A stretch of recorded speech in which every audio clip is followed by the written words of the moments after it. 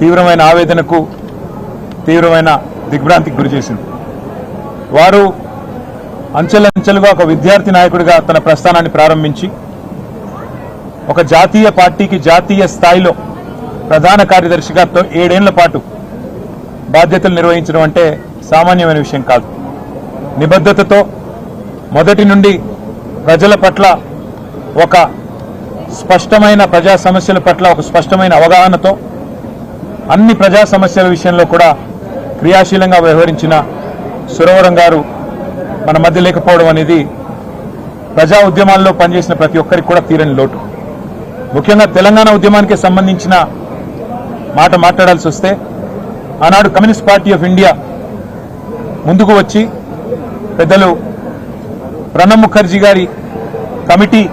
ఆనాడు కేంద్ర ప్రభుత్వం ఏర్పాటు చేస్తే యూపీఏలో ముందుకు వచ్చి ఆనాడు కమ్యూనిస్ట్ పార్టీ ఆఫ్ ఇండియా మద్దతు తెలపడం, పార్లమెంట్ ఉభయ సభల్లో కూడా వారు మద్దతు ఇవ్వడం, మా వినోద్ గారు అదేవిధంగా మా గౌరవ పార్లమెంట్ సభ్యులందరూ ఆనాడు ప్రత్యేకంగా జాతీయ స్థాయిలో సురవరం సుధాకర్ రెడ్డి గారు కూడా ఆనాడు మాతో కలిసి నడిచిన వారు. ఆ రోజు జాతీయ స్థాయిలో వారితో పాటు కలిసి పనిచేసే ఒక అవకాశం కూడా మా పార్టీకి కలిగింది. వాళ్ళ పెద్దలు కేసీఆర్ గారు వారితో ఉన్న తన అనుభవాలను కూడా గుర్తు చేసుకుంటూ వారి తరఫున అదేవిధంగా మా పార్టీ తరఫున కూడా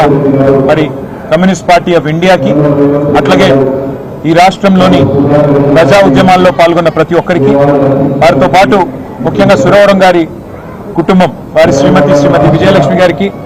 వారి అబ్బాయి కపిల్ గారికి అదేవిధంగా కమ్యూనిస్ట్ పార్టీ ఆఫ్ ఇండియా అభిమానులకి కార్యకర్తలందరికీ కూడా మా పార్టీ తరఫున మా పార్టీ అధ్యక్షులు కేసీఆర్ గారి తరఫున హృదయపూర్వకమైన